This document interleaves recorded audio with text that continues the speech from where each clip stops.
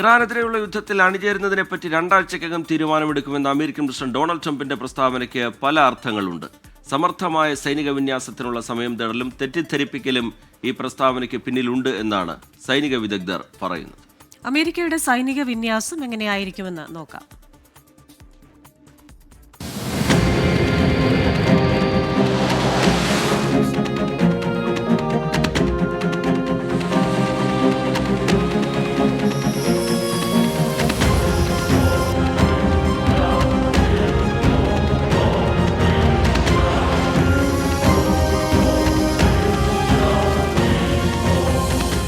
യുഎസിന് പശ്ചിമേഷ്യയിൽ തന്ത്രപ്രധാനമായ നിരവധി സൈനിക താവളങ്ങളുണ്ട്.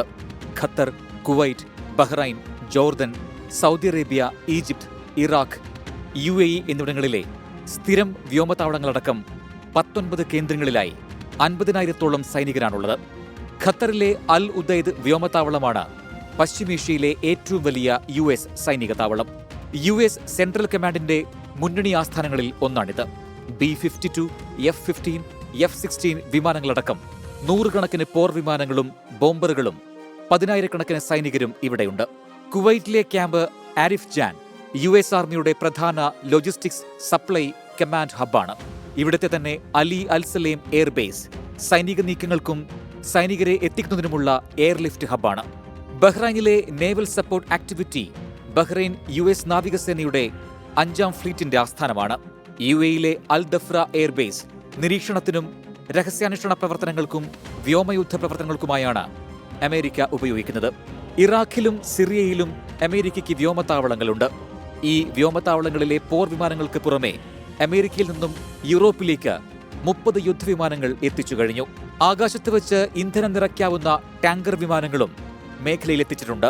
1 ഡസനോളം F-16 പോർ വിമാനങ്ങൾ ഇറ്റലിയിലെ താവളത്തിൽ നിന്നും സൗദി അറേബ്യയിലെ പ്രിൻസ് സുൽത്താനിലേക്കും അമേരിക്ക മാറ്റിയിട്ടുണ്ട്. വിമാനവാഹിനി കപ്പലുകളുടെ വിന്യാസവും ദ്രുതഗതിയിൽ നടന്നുവരികയാണ്. ഇറാനിലെ ഫോഡോ യുറേനിയം സമ്പുഷ്ടീകരണ കേന്ദ്രം ആക്രമിക്കുന്നതിന് ഇറാനിൽ നിന്ന് 3700 കിലോമീറ്റർ അകലെയുള്ള ഡീഗോ ഗാർഷ്യയിലെ വ്യോമതാവളത്തിലേക്ക് അമേരിക്ക B-2 സ്റ്റെൽത്ത് ബോംബറുകൾ വിന്യസിപ്പിച്ചു കഴിഞ്ഞുവെന്നാണ് റിപ്പോർട്ടുകൾ. 6.2 മീറ്റർ നീളമുള്ള MOP ബങ്കർ ബസ്റ്റർ ബോംബുകൾ വഹിക്കാൻ ശേഷിയുള്ള ഏക അമേരിക്കൻ ബോംബറാണ് B-2. Research desk 24.